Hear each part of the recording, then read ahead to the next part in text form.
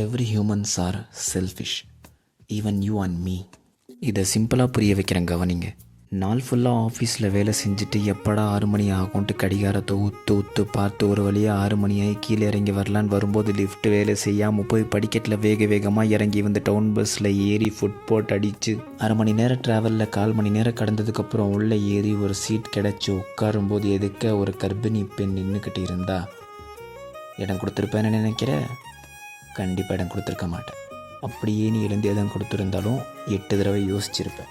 இப்போ அடுத்த சீன், நீ உன்னோட மனைவி குழந்தைங்களை கூட்டிகிட்டு அதர் ஸ்டேட்டில் இருக்கவும் சொந்தக்காரங்க வீட்டுக்கு போகிறதுக்காக பஸ் ஸ்டாண்டில் போய் பஸ்ஸுக்காக நிற்கும் போது நீ போக வேண்டிய ஊருக்கான பஸ்ஸு வந்த உடனே 2 லக்கேஜை மட்டும் எடுத்துகிட்டு அலங்கானூர் ஒரு ஜல்லிக்கட்டு கால் அவுத்து விட்ட மாதிரி வேகமாக போய் ஏறி உள்ளே போய் உன் பொண்டாட்டி பிள்ளைங்களுக்கு இடத்த போட்டல. அந்த பஸ்ஸு கேட்டில் ஏறும்போது ஒரு வயசான அம்மாவை நீ முட்டங்கால் வச்சு முட்டின, ஒரு குழந்தையை தள்ளி விட்டு ஏறின. இது உனக்கு நினைவிருக்கா?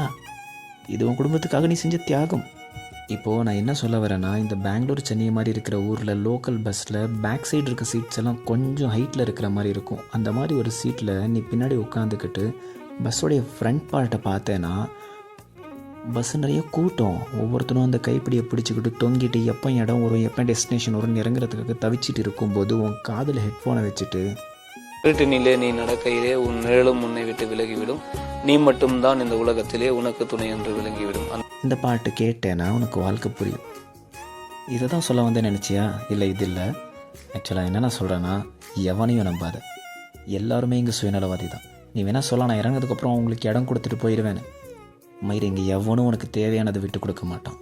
தேவை முடிஞ்சதுக்கப்புறம் தூக்கி வேணால் போடுவான், அதுவுமே சிலர் கண்டுக்க மாட்டான். ஆக எதையும் எதிர்பார்க்காத, ஏன்னா உனக்கு யாரும் செய்ய போகிறதில்ல, ஏன்னா நீயும் யாருக்கும் செய்கிறதில்ல.